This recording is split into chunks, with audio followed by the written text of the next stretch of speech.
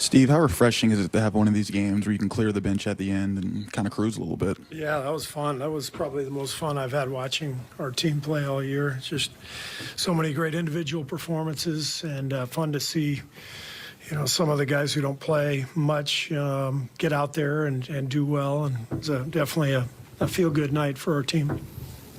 What'd you think of Point Poole? He seemed to be moving the ball really well tonight. I thought Jordan was magnificent. One of the best games I've ever seen him play. He just was so under control. I think the first half he controlled the half without really scoring much at all. Clay was dominating, obviously, with his shot, but Jordan was controlling the game, just running the show and taking care of the ball. And then, of course, he started scoring in the second half when that presented itself. But he was he was brilliant all night.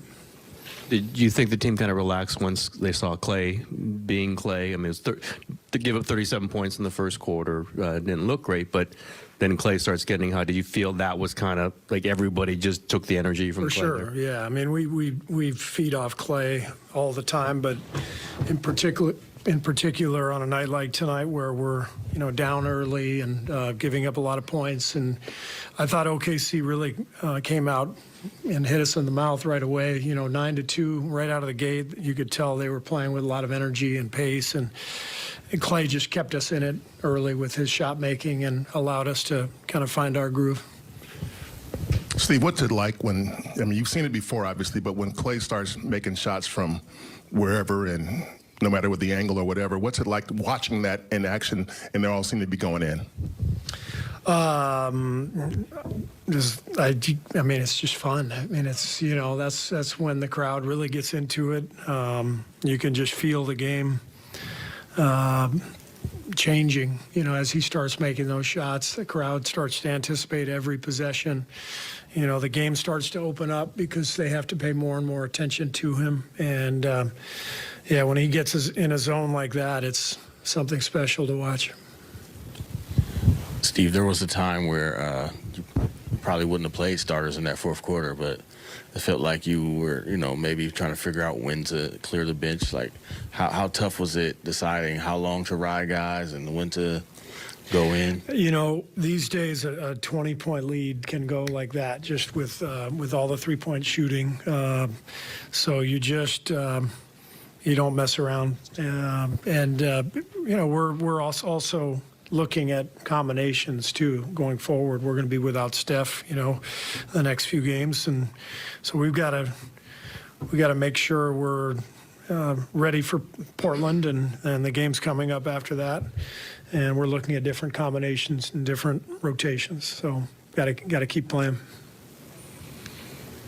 Steve, I know you said that you guys are all optimistic and how you guys can do even without Steph, but what does a win like this, a dominant one like this, do for you guys, knowing that you'll be without Steph? This is a confidence booster for sure, to play without him, but to see the performance of the team and the amazing individual performances we got.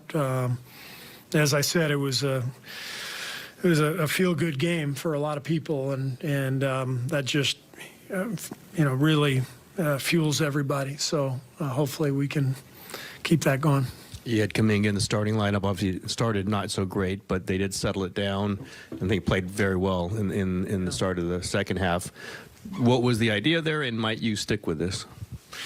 The idea was just to get a little more spacing. Without Steph, it's tougher to play two bigs together with Draymond and Loon. Steph's the guy who takes care of spacing and sort of negates any spacing issues that you have offensively with his shot making. Clay too, of course. But we just thought without Steph, we'd start JK and then bring Loon off the bench just to give us a little more spacing and scoring punch offensively.